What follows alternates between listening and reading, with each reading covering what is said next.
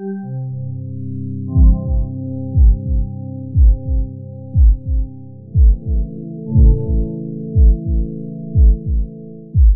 saludo muy especial para todos en Cali. Muchísimas gracias, Antoc Valle, por la invitación que nos hicieron. Pues no podemos estar allá. Hicimos este video pues para explicar las líneas fundamentales de una propuesta alternativa para la reforma al sistema de salud en Colombia. Bueno, la primera consideración que tenemos que tener en cuenta es que el sistema de salud llegó a una crisis insostenible. La Ley 100 de 1993 cumple 26 años y en estos 26 años es, digamos, innegable la crisis, no solamente desde el punto de vista financiero, donde existe diversidad de cifras de cuánto es el hueco financiero de la deuda de las EPS con clínicas y hospitales. Hay personas que hablan de una cifra de 10 billones, otros de 12, otros de 20 billones de pesos, pero pues ya se alcanzarán ustedes a imaginar la debilidad de los sistemas de información para medir el flujo de recursos públicos de la salud, como para que no tengamos claro ni siquiera cuáles son las deudas. Pero además otro indicador muy fuerte que da cuenta de la crisis de la salud tiene que ver con las tutelas. En Colombia se ponen más o menos 210.000 tutelas el último año demandando servicios de salud, de los cuales la Defensoría del Pueblo ha reconocido que el 80% es por negación de servicios que las EPS tenían que prestar porque estaban en el pozo. Siempre la salud está dentro de los tres principales preocupaciones de los colombianos y problemas de salud pública.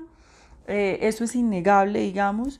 Y yo creo que el tema laboral, el sector salud es un sector completamente precarizado.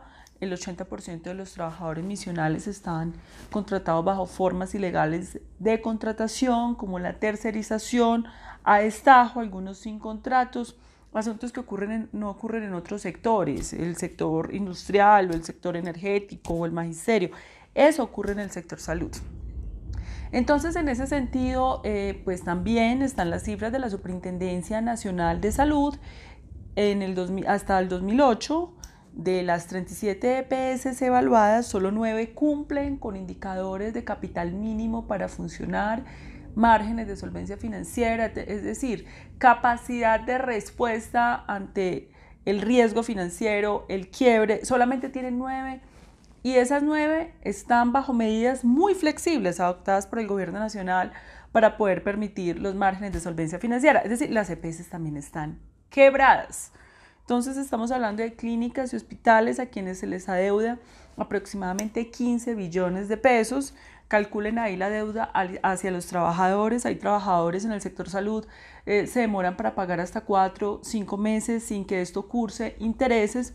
Pero también tenemos unas EPS en quiebra, es un sistema en quiebra, con una crisis humanitaria en la prestación de servicios de salud, con 1 millón de quejas anuales ante la Superintendencia de Salud por negación de servicios. Es un sistema de salud que necesita ser reformado en sus bases y en sus fundamentos. Entonces, desde el punto de vista, la Comisión de Seguimiento de la Sentencia T760 es un organismo de la sociedad civil creado por la Corte Constitucional en el año 2008. Este organismo aglutina múltiples organizaciones y fue uno de los organismos que participó en el diseño de la Ley Estatutaria en Salud. Tengamos claro que a partir del 2015 en Colombia está en vigencia la Ley Estatutaria en Salud, que declaró la salud como un derecho humano fundamental y sentó las bases para un nuevo sistema de salud. La ley estatutaria significa que hay un nuevo marco legal y constitucional. Y si tuviéramos, digamos, gobiernos comprometidos con el orden legal y constitucional, debería esto conllevar a la derogatoria de la Ley 100 y a una reforma del sistema que se ajuste al orden legal y constitucional del derecho a la salud consignado en la ley estatutaria. Eso no ha pasado hasta ahora. Lo que ha ocurrido con la ley estatutaria es que vía decretos y resoluciones a nombre de la ley estatutaria, pero sin desarrollar los fundamentos y los contenidos de esta, se ha hecho una contrarreforma del sistema de salud, amarrando las manos a los jueces y generando, digamos, una instalación dentro de la práctica cotidiana del sistema para que siga operando la Ley 100 de 1993. En ese sentido, se hace necesario hacer una reforma que interprete la ley estatutaria, que es el marco constitucional, pero no solamente eso, la ley estatutaria aún así sin reforma hay asuntos que ya tiene en vigencia.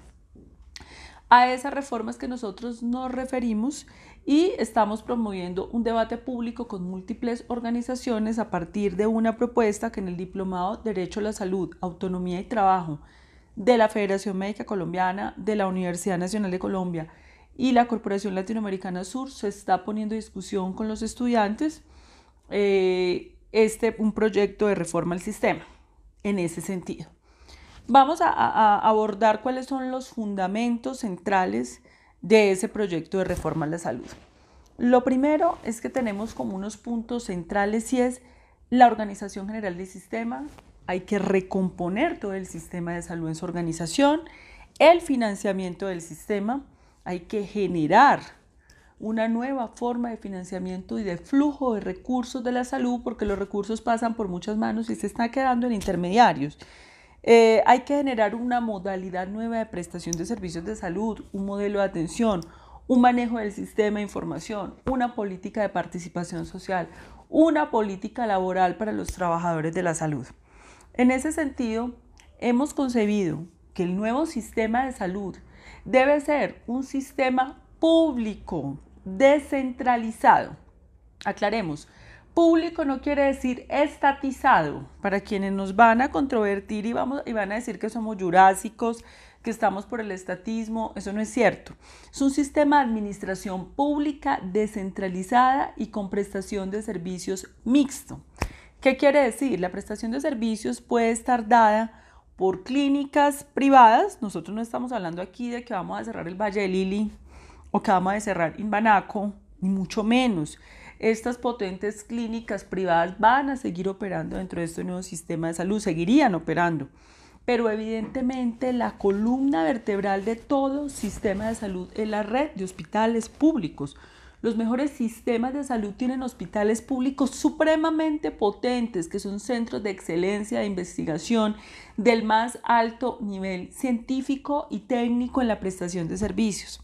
Entonces, para resumir, vamos a tener un sistema de prestación dentro de esta propuesta mixto, donde está lo público, lo privado, pero la administración es pública. Eso es un primer elemento.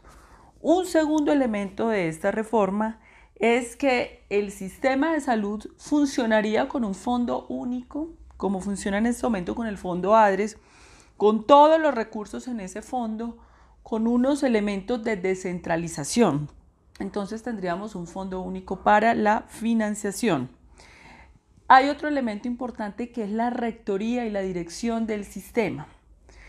La rectoría y la dirección del sistema estaría a cargo del Consejo Nacional del Derecho a la Salud, emulando una propuesta. Esto no es nada nuevo, esto fue inclusive una propuesta de la Ley 100 de 1993, donde existía un Consejo Nacional de Seguridad Social, donde participan diversas organizaciones de la sociedad civil, representantes de los distintos actores de la sociedad civil, incluidos los gremios económicos. Pues también vamos a tener las centrales sindicales, los trabajadores de la salud, las enfermeras, los pacientes, los pensionados y también los gremios económicos, más el gobierno.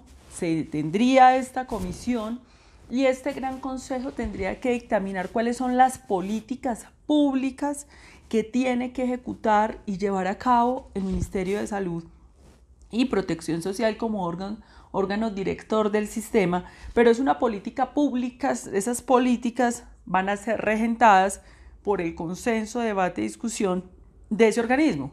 Eso no es ninguna cosa nueva.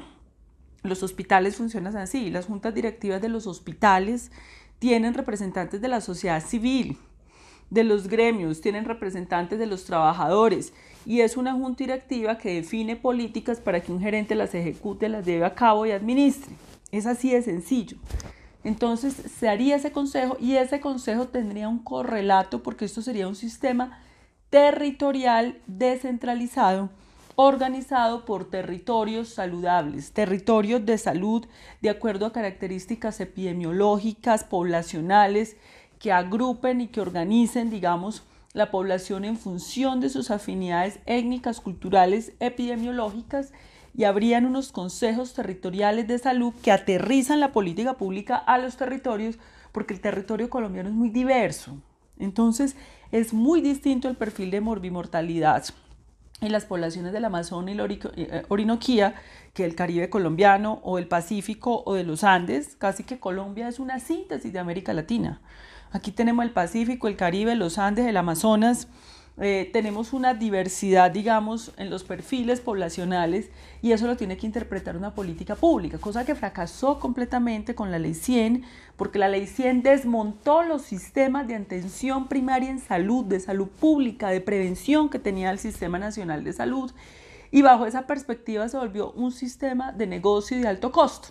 Lo que sirve en el marco de la Ley 100 es que la gente llegue a tener una enfermedad renal crónica para poder hacerse diálisis o que llegue a tener un cáncer para poder nutrir la facturación del alto costo y no que haya una detección temprana o una política promocional y preventiva que evite que se lleve a eso. Lo único que va a garantizar a largo plazo la sostenibilidad fiscal de cualquier sistema de salud es una política pública promocional y preventiva.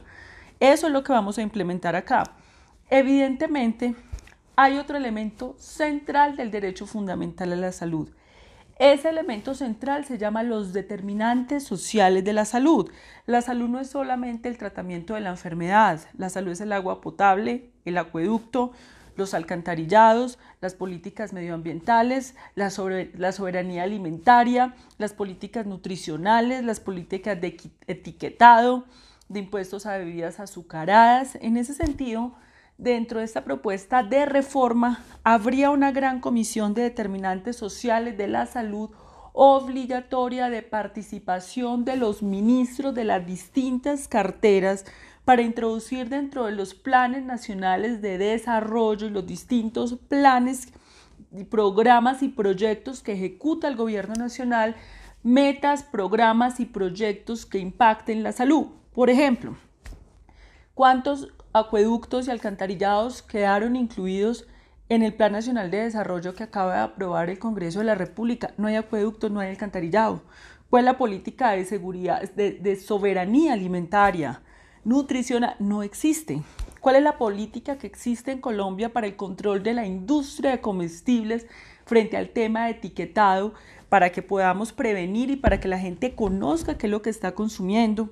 ¿O cuál es la política que tenemos frente a las bebidas azucaradas y su relación frente a la morbilidad por enfermedades crónicas no transmisibles como la diabetes, como la obesidad?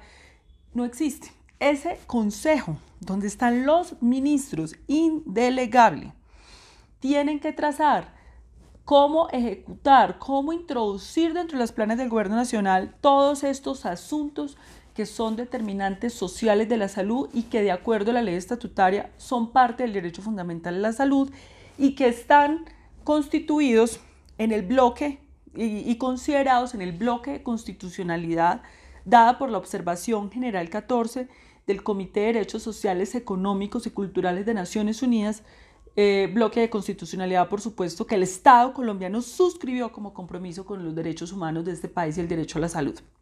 Entonces, digamos, pero también hay una política dentro de esa reforma de formalización laboral. Esa política de formalización laboral tiene que ver con que de manera progresiva lo público y lo privado, insisto, el 90% de los trabajadores de la salud trabajamos en el sector privado. Luego una política pública de formalización laboral fundamental, primordial y prioritariamente tiene que vincular al sector privado. El sector privado que maneja recursos públicos de la salud está sujeto a las consideraciones del Código del Trabajo y al Estado Social y Democrático de Derecho.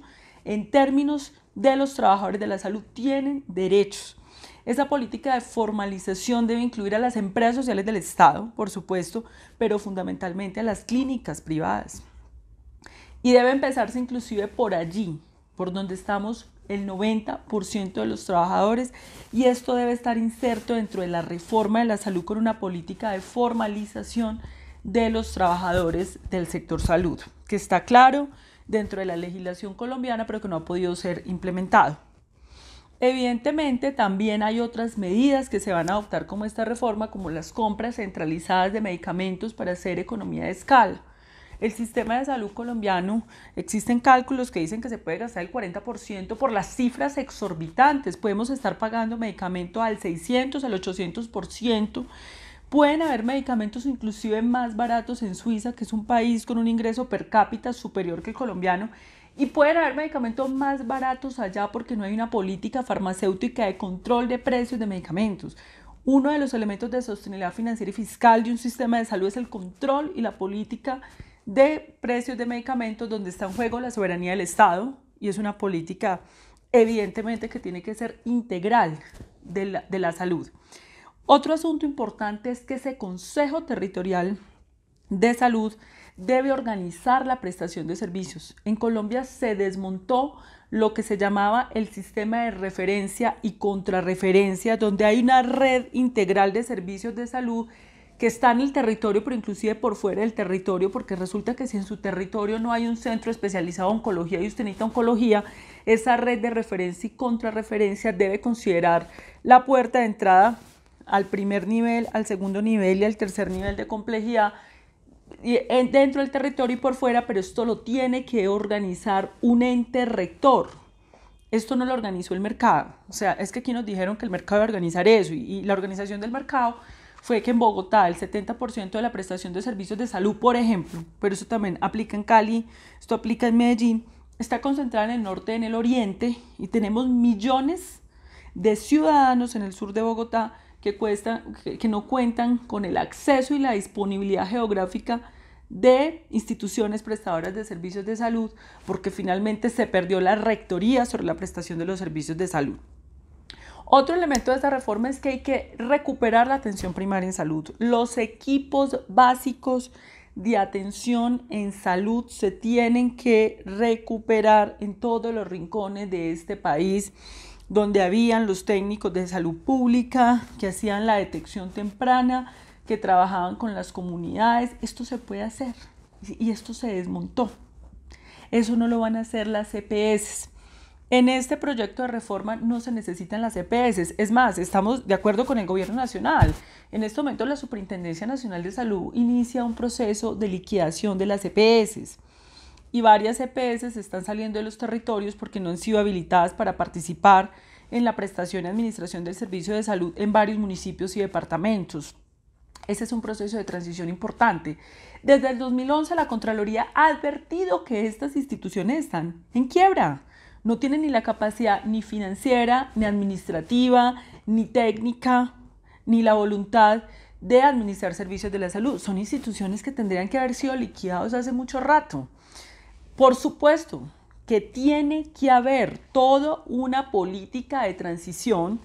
Esa política de transición tiene que ser clara en términos de que no se puede desproteger la garantía del derecho fundamental a la salud de la población mientras que se hace ese tránsito en el proceso de liquidación de las EPS. Segundo, se tiene que resolver con claridad el pago de las deudas de esas instituciones previa a liquidación con las empresas sociales del Estado, las clínicas y los hospitales. Y por supuesto que tiene que haber todo un proceso claro administrativo que permita que con los trabajadores de esas entidades. Los trabajadores de esas entidades se van a requerir porque el sistema va a requerir administradores, y por supuesto que el sistema tiene que tener un ente administrativo público descentralizado, un sistema de auditoría transparente y limpia para poder valorar los prestadores de servicios de salud, porque también hay otra realidad, es que los prestadores de servicios de salud sobrefacturan. Es decir, si las EPS niegan servicios para poderse quedar, hacerse a la UPC y ahorrarse una cantidad de plata, hay prestadores que sobrefacturan, hacen más procedimientos de la cuenta, inducen demanda pues para poder obtener más recursos, y uno le puede hacer un daño a un ser humano por negación de servicio o por hacerle algo más que no requería. En ese sentido tiene que haber un ente de control que controle también cómo se está dando la prestación de servicios en términos de la calidad. Eso, digamos, es muy importante. En ese sentido, pues digamos, se desarrolla toda esta reforma. Han habido como varias discusiones. Primera discusión, ¿se debería hacer un estatuto laboral de los trabajadores aparte de la reforma? Consideramos que no. Eso es un Frankenstein. Un trámite, un proyecto de ley en el Congreso de la República es algo muy complejo. Si usted mete dos temas, sobre lo mismo, se va a armar un Frankenstein que luego para usted unir el modelo de atención, la reforma, el tema de flujo financiero de recursos con la política de talento humano de salud, de recursos humanos de salud de los trabajadores, la política laboral, eso va a ser imposible. Esto tiene que ir en una reforma a la salud. ¿Cuándo se presenta esto? Pues hay que mirar la correlación de fuerzas políticas y sociales. Por supuesto que nosotros queremos abrir un diálogo social en todo el país para que este proyecto sea discutido, que se le aporte, que se le manden comentarios por parte de muchas organizaciones y que empecemos a generar una masa crítica de organizaciones de la sociedad civil que respalden esto, y esto puede ser presentado a varios partidos políticos en Colombia, como se hizo con la ley estatutaria, y mirar a ver cuáles son las posibilidades políticas reales de que se pueda abrir esta discusión en el Congreso de la República, porque en este momento no hay proyectos de reforma a la salud, hay dos radicados, pero van en el mismo sentido de hacer arreglos y remiendos a la ley 100. Y pues es que esto ya lo hicimos, o sea, ya hubo la 1438, la 1122, es decir, aquí ya hemos hecho remiendos y el remiendo no ha funcionado. Además ya hay un orden legal y constitucional que exige un cambio completo del modelo. Entonces, por lo pronto, la invitación es, primero, pues a que conozcan, a través de Octava Papeleta y Antoc se les envía un borrador para que ustedes conozcan el estado actual de la propuesta. Eso es un estado primario, obviamente les pedimos la protección de los derechos de autor, que ahí está, digamos, y es apenas un borrador porque evidentemente hay otros artículos en desarrollo que no han sido terminados de discutir. Esto está siendo discutido al interior de la Comisión de Seguimiento y los gremios médicos y queremos discutirlo con otras organizaciones para poderlo enriquecer, generar una masa crítica, una red de organizaciones de la sociedad civil que pueda respaldar y empujar esta propuesta. La mejor manera de oponerse también es proponer, es decir, estamos proponiendo una alternativa a algo a lo que nosotros le estamos diciendo no queremos más mercantilización de la salud, no más ley 100, pero sí estamos diciendo cómo lo debemos hacer.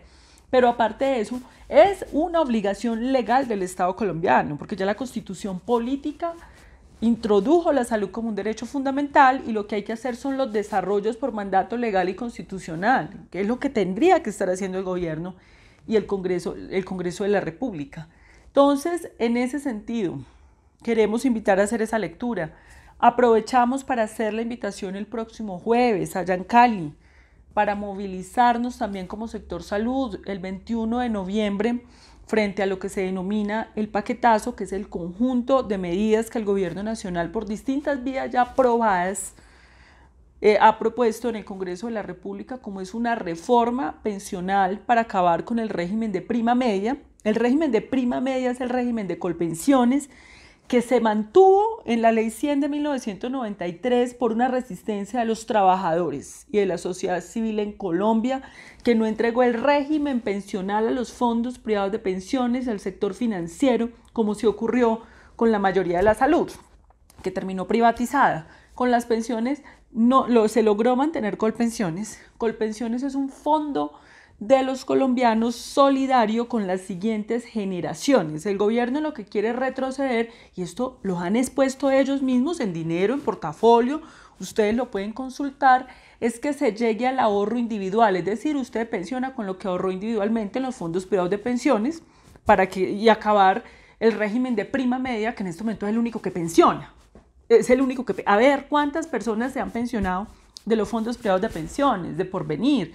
No podemos ceder en los colombianos más en derecho. La seguridad social es un derecho fundamental, no solamente la salud. Pero aparte de eso, y lo segundo, es una reforma laboral radicada el 2 de octubre. Pues es que no nos lo estamos inventando. La alcanzaron a radicar, y no solamente la reforma laboral que radicaron para llegar al trabajo por hora, sino los decretos que hay colgados por parte del Ministerio del Trabajo para reducir por horas el pago por horas a los trabajadores, para hacer pagos diferenciales por edades. Pero esto no es solamente, sino que es que ya lo aprobaron en el plan de desarrollo. En el plan de desarrollo ellos crean un régimen, le sacan el cuerpo a las pensiones de los trabajadores y generan unos BEPS. Unos BEPS es una semipensión chiquita por horas, para que usted pueda trabajar por horas, y en las bases del plan claramente ellos introdujeron toda la flexibilización frente al tema laboral. Y eso es fundamental para el sector salud porque somos el sector más precarizado.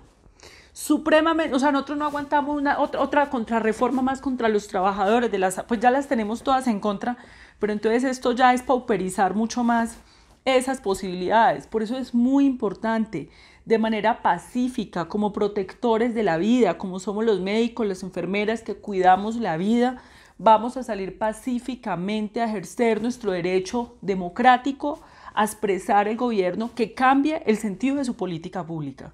Al presidente Duque que debe cambiar el sentido de la política pública, que piense en el país, en los trabajadores, en la gente. Ese es el llamado muy especial y, por supuesto, pues vamos a seguir compartiendo con ustedes los aprendizajes desde los medios de la Federación Médica Colombiana. Ustedes pueden encontrar algunas de las conferencias y actividades que estamos haciendo. Se pueden meter en la página web donde ahí estamos publicando también varios de los asuntos que estamos discutiendo sobre estos temas en el diplomado Derecho a la Salud, Autonomía y Trabajo. Entonces la invitación muy especial es para que sigamos en contacto. Muchas gracias por la invitación. Octava Papeleta, Fabio, Darwin, muchas gracias. Yo espero, pues ustedes con el amplio conocimiento que tienen, responder las preguntas más específicamente sobre el tema de la reforma, documento que ustedes conocen y que han trabajado. Muchas gracias. Esta es una realización de la Oficina de Comunicaciones de la Federación Médica Colombiana, miembro de la Asociación Médica Mundial, entidad asesora del Gobierno Nacional.